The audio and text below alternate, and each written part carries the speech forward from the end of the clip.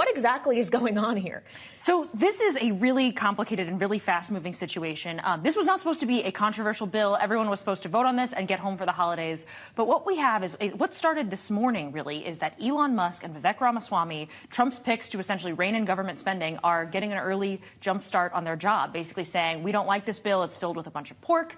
This started a bunch of rumblings within the Republican caucus and a question of, is Donald Trump going to weigh in? He just did that moments ago and said, no, he doesn't want a package that is this big. He wants to streamline it. He wants to strip out some of the extra stuff. The Republicans added things like disaster aid, child care funding, an extension of the Farm Bill.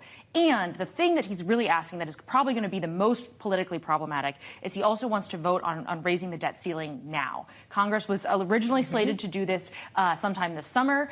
Trump says he wants to do it under Biden's watch versus under his. This is always a tough vote. Usually there are, weeks of negotiations heading up to this. To do it in 48 hours is going to be a really, really tall ask and potentially means that we could be tipping towards shutdown territory. And of course, we're just a week out from Christmas as well. A lot of lawmakers were trying to get home for the holidays as soon as possible. So it just does raise the question on what realistically happens next year, what the plan B will be, and who's going to be leading that charge, because I would imagine Democrats really don't want anything to do with this changing narrative. Democrats don't want anything. And this is not, they're kind of saying, look, this is your show, Republicans. You got yourselves into this mess.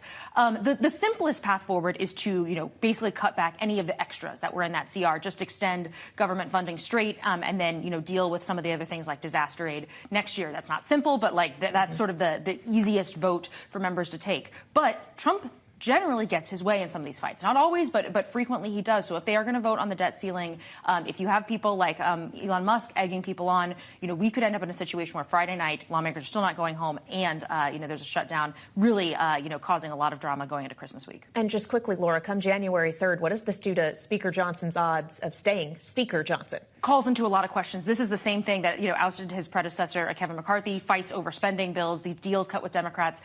He faces a vote on his members in just a couple weeks. Really unclear.